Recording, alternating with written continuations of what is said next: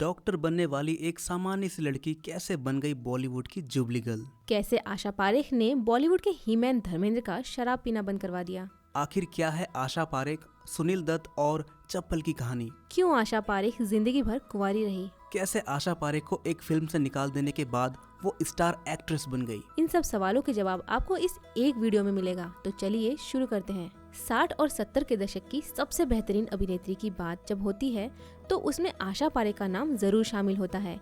अपने दौर में आशा पारेख ने फिल्मी पर्दे पर राज किया। उनके चुलबुले अंदाज और ग्लैमरस अवतार ने दर्शकों का खूब दिल जीता। दोस्तों, आशा पारेख का जन्म 2 अक्टूबर 1942 में गुजरात में हुआ था। गुजराती परिवार से ताल्लुक रखने वाली आशा की माता मुस्लिम और पिता गुजराती थे। आशा पारेख बचपन में डॉक्टर बनना चाहती थी, लेकिन एक बार उन्होंने ट्रेन एक्सीडेंट में एक आदमी को मरे हुए देखा, जहां बॉडी के चारों तरफ ढेर सारा खून था।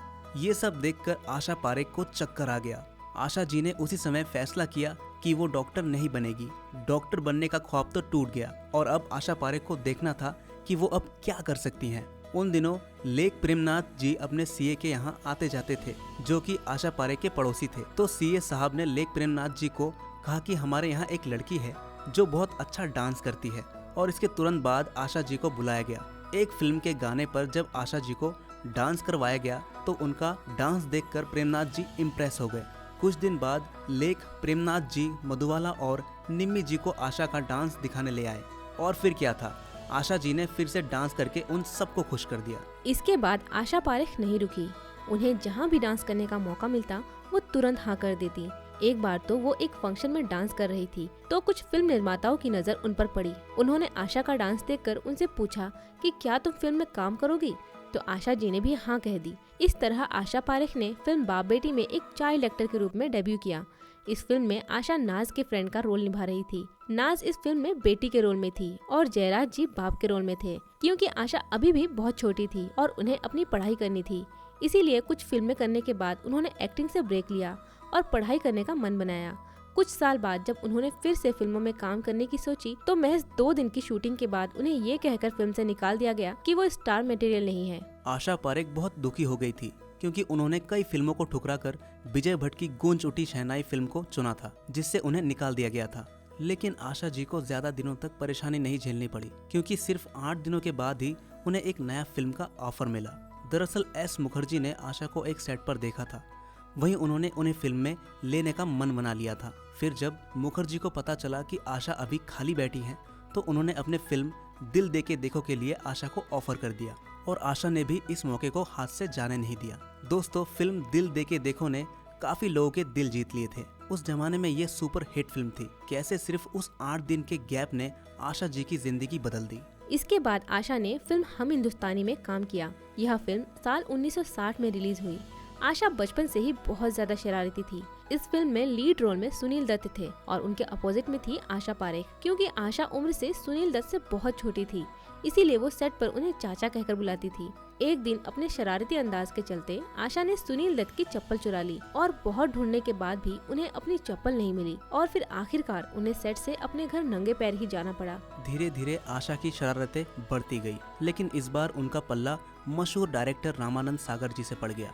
दरअसल साल 1961 में फिल्म घूंघट के शूटिंग के दौरान आशा को एक रोने का सीन करना था। रामानंद सागर जी फिल्म के डायरेक्शन में इतना डूब जाते थे कि जब कोई रोने का सीन होता था तो वो पहले खुद रोते ताकि एक्ट्रेस को रोने के लिए इमोशन मिले। लेकिन सागर साहब का रोना देख आशा पारेख हंसने लगी। शुरू में तो सागर साहब ने उन्हें इग्नोर किया, लेकिन ऐसा करते करते 30 बार रीटेक हो गया, और अब सागर साहब अपने आप पर कंट्रोल नहीं कर पाए और आशा जी को जोर से डांट दिया। इस बार आशा को बहुत जोर का झटका लगा। उन्हें अपनी गलती का एहसास हुआ। फिर उन्होंने अपने किसी बहुत खराब दिन को याद किया और फिर रोने का एक्टिंग किया। धीरे धीरे आशा एक बड़ी स्टार बन रही थी, तो वहीं दूसरी तरफ आशा की माँ को उनकी शादी की चिंता होने लगी। उनकी माँ ने उन्हें कई लड़कों से मिलवाया, लेकिन उन्हें कोई खास पसंद नहीं आया जिससे वो शादी करे। इधर आशा को किसी से प्यार भी हुआ, लेकिन उनका प्यार मुकम्मल नहीं हो सका। बाद में आशा जिंदगी भर कुंवारी रही। आशा पारेख का कहना था कि उनकी किस्मत में शादी लिखी ही नहीं थी और वह ऐसे ही खुश है कि वह सिंगल है। दरअसल वर्ष 1959 में आई फिल्म दिल दे के देखो से बॉलीवुड में कदम रखने वाली आशा पारेख को अपनी डेब्यू फिल्म की शूटिंग के दौरान ही निर्देशक से प्यार हो गया था। फिल्म दिल दे के देखो के निर्देशक नासिर हुसैन थे, जिन्होंने तीसरी मंजिल और फिर वही दिल लाया हूँ जैसी शानदार फिल्में बनाई हैं। आमिर खान के अंकल और निर्देशक नासिर हुसैन की शानदार शख्सियत पर आशा पारेख अपना दिल हार बैठी थी और देखते ही देखते दोनों एक दूसरे के प्यार में डूब गए थे। आशा पारेख ने अपनी बायोग्राफी द हिट गर्ल में जब इस बात का जिक्र किया तब पूरी दुनिया के सामने उनके प्यार की यह कहानी सामने आई थी।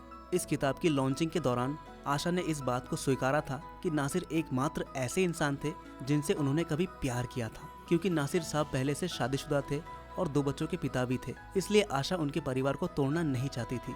इसलिए आशा ने धीरे धीरे नासिर से दूरी बना ली। फिल्म आए दिन बाहर के में धर्मेंद्र और आशा पारेख ने साथ काम किया था और इसी से जुड़ा एक बेहद दिलचस्प किस्सा है।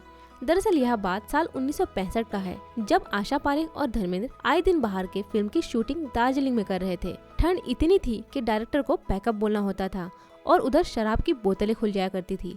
फिल्म निर्देशक, धर्मेंद्र और बाकी टीम मेंबर्स रात भर बैठकर शराब पीते थे। धर्मेंद्र इतनी शराब पी लेते थे कि सुबह तक उनके मुंह से शराब की गंध नहीं जाती थी। जब भी आशा पारेख के साथ उन्हें शूट करना होता था तो धर्मेंद्र बदबू छुपाने के लिए कच्चा प्याज खा लिया करते थे। आशा ने 1-2 दिन तो बदबू को अनदेखा किया, लेकिन तीसरे दिन सीधे डायरेक्टर के पास जाकर कह दिया कि मैं फिल्म की शूटिंग नहीं करूंगी।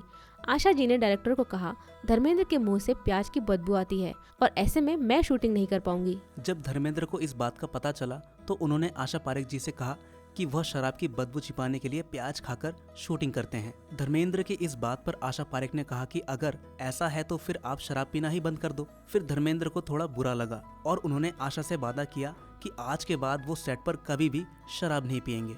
इधर धर्मेंद्र ने वादा तो कर दिया, लेकिन वादा निभा पाना इतना आसान नहीं था, क्योंकि दार्जिलिंग में ठंड इतनी ज्यादा थी कि एक बार फिल्म की शूटिंग के दौरान उनका शरीर नीला पड़ गया था। जब उनकी ऐसी हालत आशा पारेख ने देखी तो उन्होंने धर्म जी को ब्रांडी ऑफर की, लेकिन उन्होंने एक बूंद भी नहीं पी। आशा पारेख को धर्मेंद्र की बात बहुत ज्यादा पसंद आई और आशा जी और धर्मेंद्र की दोस्ती की शुरुआत हुई, जो आज भी कायम है। इधर एक के बाद एक हिट फिल्म देने के बाद उन दिनों आशा पारेख को लोग जुबली गर्ल के नाम से बुलाने लगे थे। लेकिन दोस्तों, इतने सारे जुबली फिल्म देने के बावजूद कई फिल्मी सितारों का मानना था कि आशा पारेख की फिल्में अच्छी चल तो जाती है, लेकिन उन्हें खुद एक्टिंग नहीं आती। ये सुनकर आशा जी को काफी बुरा लगता था, लेकिन वो कहते हैं ना, सूरज को जितना भी ढक लो उसकी रोशनी को नहीं रोक पाओगे। आखिरकार फिल्म कटी पतंग के लिए आशा जी को फिल्म के रिलीज के 10 सालों के बाद बेस्ट एक्ट्रेस फिल्म फेयर का अवार्ड दिया गया। दोस्तों, कई हिट फिल्म देने के बाद धीरे धीरे वक्त बदल गया और नई नई एक्ट्रेस फिल्म इंडस्ट्री में आने लगी। एक्टिंग के तौर तरीके में बदलाव आने लगे और इसी के चलते आशा पारेख को धीरे धीरे फिल्मों में अलग रोल मिलने लगे। दूसरे रोल आशा को पसंद नहीं आए और उन्होंने धीरे धीरे फिल्मों से अपनी दूरी बना ली।